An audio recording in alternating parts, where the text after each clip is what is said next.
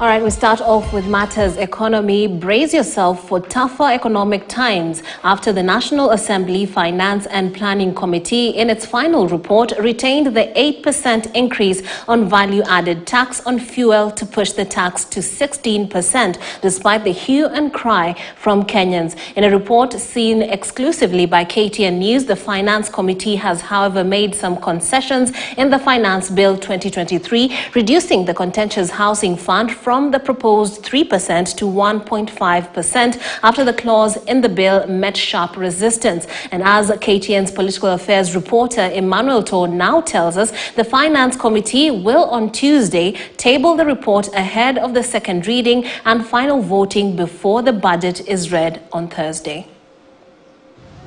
After over a month of collecting views from the public on the Finance Bill 2023 and also taking time to harmonize the views in Naivasha and Nakuru County, the National Assembly Finance and Planning Committee report on the bill is ready for tabling.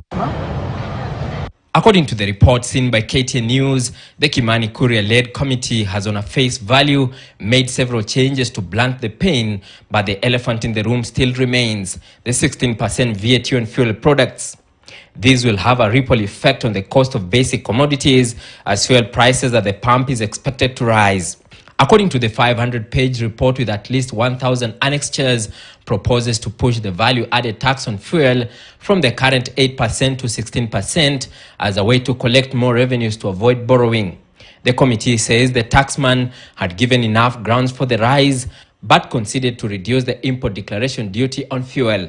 The government has, however, caved into pressure from the opposition and the public at large on the 3% housing levy, with the committee now proposing a reduction of the fund to 1.5% and a similar amount matched by the employer. Content creators will also have a reason to smile after the committee reduced the withholding tax on income earned through digital content monetization from 15% to 5%. Similarly, gamblers will get a reprieve after the proposal to reduce the betting tax from 20% to 12.5% was adopted. The committee has, however, retained the 16% tax on compensation for the loss of goods after the insurance payment. The team also split the proposed income tax on those earning 500,000 shillings and above, with employees earning between 500,000 and 800,000 shillings being subjected to 32% of the tax, and those receiving an 800,000 shillings payslip and above to pay the 35% tax, up from 30%. The committee has also brought down the proposal to increase tax on mobile money and bank transfers from 15% to 12%. Your Excellency. And as a showdown loomed between the Kenya Kwanza and Azimio MPs in Parliament this week, more reactions have continued to trickle in. This tax is going to encourage witch hunting and is going to kill businesses.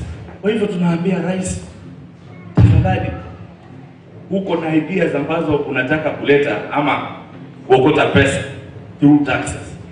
But the principle of economics says you cannot improve the lives of citizens of a country by overtaxing them. The 157-page bill will be tabled Tuesday in Parliament, with the 84 clauses set to be voted on after the second reading. The House has also 2 weeks to pass the bill before the beginning of the next financial year. Emmanuel Tor, KTN News, Nairobi. Meanwhile, Azimio leaders from Taita Taveta, led by Senator Jones Mwaruma, led hundreds of protesters